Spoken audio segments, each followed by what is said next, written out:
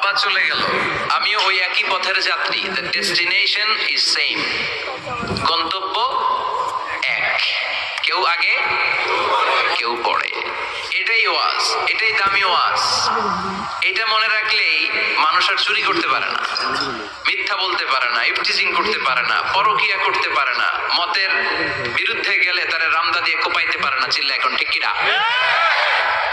এটাই হচ্ছে ইসলাম। আখিরাতের স্মরণ, যিকরাত্তার, চলে যেতে হবে। ছোট্ট আছি, বড় হব। এই যে দাড়ি পাকা মুরব্বীরা যারা আছেন, ওনার মায়ের পেট থেকে তো এরকম সাদা দাড়ি নিয়ে বেরিয়েছিল না? ছোট্ট বাচ্চা হয়ে এসেছিল, ওনারা ওয়া ওয়া করে কেঁদেছে। শৈশব, কৈশোর, যৌবন, প্রৌঢ়ত্ব, বার্ধক্য, বয়সের ভার, চুল আর দাড়ির শুভ্রতা। আগে ছিল সিঙ্গেল, হয়েছে ডবল, এরপর হয়েছে মেয়ের বাপ, এরপরে শ্বশুর, এরপরে নানা। This is the circle of life. এটাই সার্কেল, রাউন্ড, এভাবে ঘুরে আবার চলে যেতে হবে। এই চিন্তাটা যদি মাথায় থাকে, ওই লোক টেন্ডারবাজি করতে পারে, চাঁদাবাজি, ইফটিজিং, মিথ্যা বলতে পারে, যৌতুক খেতে পারে। এজন্য সবসময় give yourself the reminder of আখিরাহ। আখিরাতের রিমাইন্ডার নিজেরাই নিজে দেন। অন্যায় হয়ে গেলে, ভুল হয়ে গেলে রিমাইন্ডার দেন যে থাকতে আসি নাই, চলে যাব। কেউ থাকতে পারে নাই, নবীরাও পারে নাই। যে মালাকুল মাউত রূহ কবজ করে, ওই ফেরেশতা থাকতে পারছে? চলে গেছে। আমাদেরকে চলে যেতে হবে। সমাধান চাও যদি জীবনে মরণে, ফিরে যাও খুঁজে নাও, চোখ রাখো কোরআনে। পড়েন সবাই, সমাধান ফিরে যাও খুঁজে নাও, চোখ রাখো কোরআনে। If you want the solution this দুনিয়া এন্ড আখিরা, go back, have a look to the holy কোরআনে। ঠিক কি না? Go back, sit down and have a look to the Quran. বসো, ঠান্ডা মাথায় দেখো কোরআনে কি বলেছে আল্লাহ। বিশ্বনবী ঈসা ইসলাম মসজিদে নববীতে সালাতের ইমামতি করছেন। আল্লাহু আকবার বলে নামাজ শুরু করলেন। রুকুতে গেলেন, রুকু থেকে দাঁড়িয়ে পড়লেন সামি আল্লাহু লিমান হামিদা।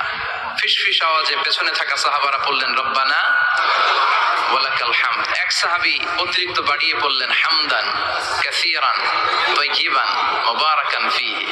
পারেন না সবাই? পড়েন, হামদান কাসীরান তাইয়িবান মুবারাকান ফীহি। আবার আওয়াজ করে পড়েন, হামদান কাসীরান তাইয়িবান মুবারাকান ফীহি।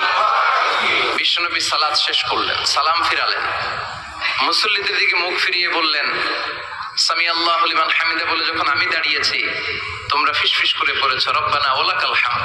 কে যেন পড়েছো হামদান কাসীরান তাইয়িবান মুবারাকান ফি? কে পড়েছো? আমি তো এটা কখনো শিখাই নাই, কোত্থেকে পেলে? কেন পড়েছো? দাঁড়াও।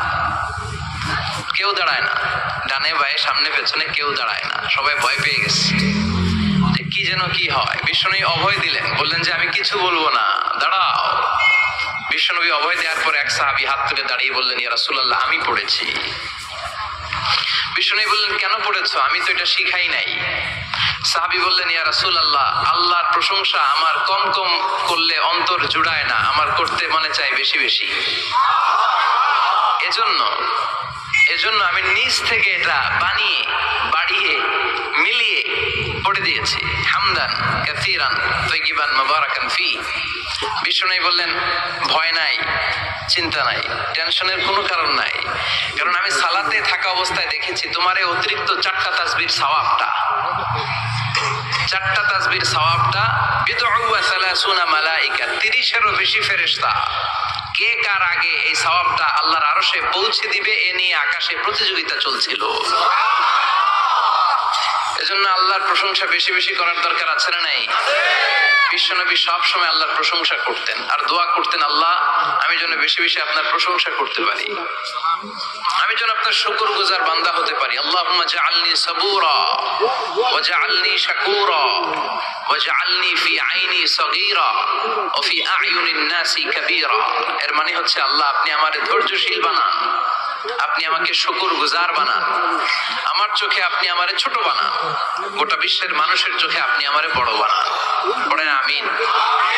নিজের চোখে নিজেকে কি করবেন? ছোট। তাহলে মানুষের চোখে বড় বানাই দিবে কে?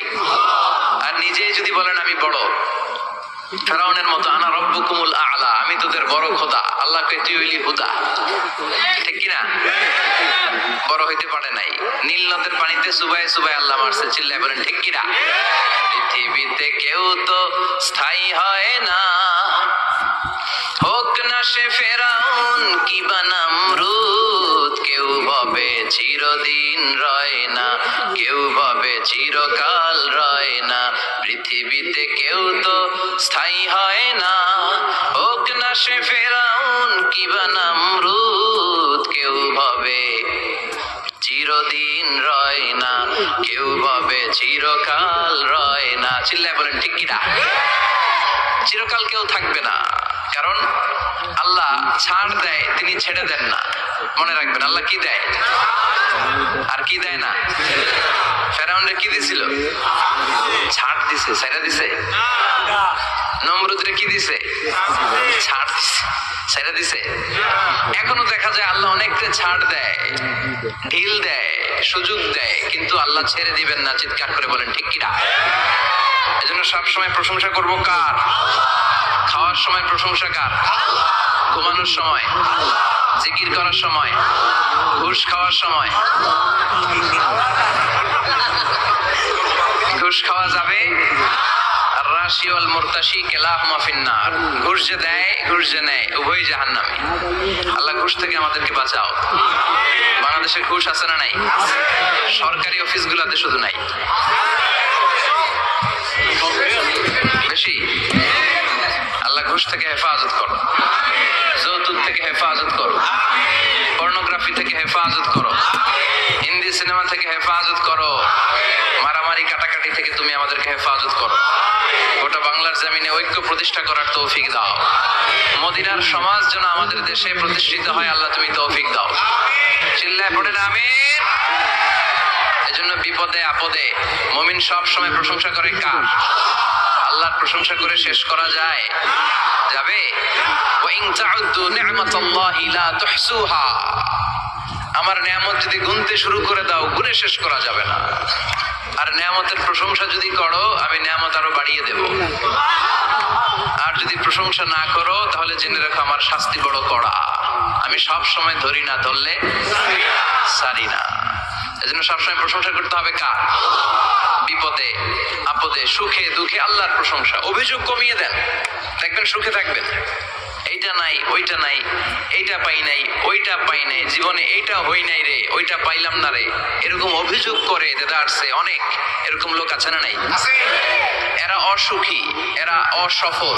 সফল ব্যক্তিদের একটা গুণাবলী হচ্ছে এরা কমপ্লেইন করে কম, কমপ্লেইন করে কম, তারা শুকরিয়া করে বেশি। দে আর ভেরি গ্রেটফুল। তারা শুকরিয়া করে বেশি। এটা পাই নাই, ওইটা পাই নাই, এগুলো বলবেন না।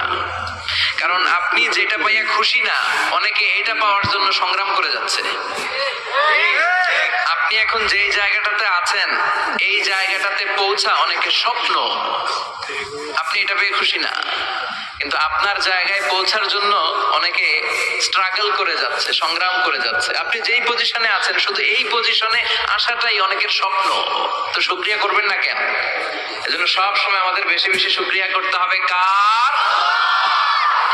রব্বুল আলামিন বলেন, কুল লাউ কানাল বাহরু মিদাদান লিকালিমাতি রাব্বি লানাফিদাল বাহরু ক্বাবলা আন তানফাদা কালিমাতু রাব্বি ওয়ালাউ জিনা বিমিসলিহি মাদাদা। সাগরের জলকে কালি করে,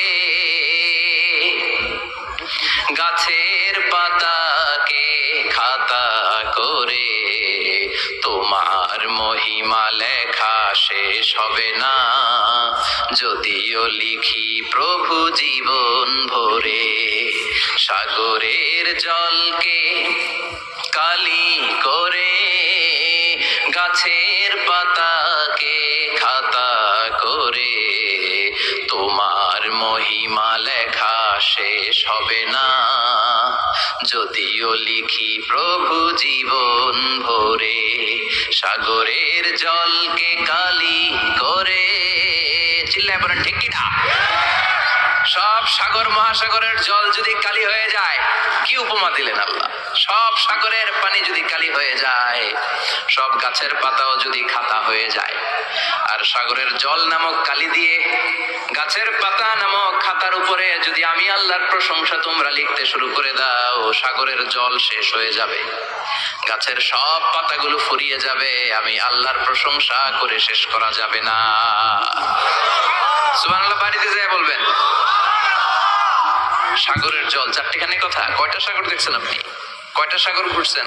প্রশান্ত মহাসাগর দেখছেন আপনি? আটলান্টিক মহাসাগর দেখেছি আমরা? দেখি নাই। প্রশান্ত মহাসাগরের সবচেয়ে গভীর জায়গার নাম মারিয়ানা ট্রেঞ্চ।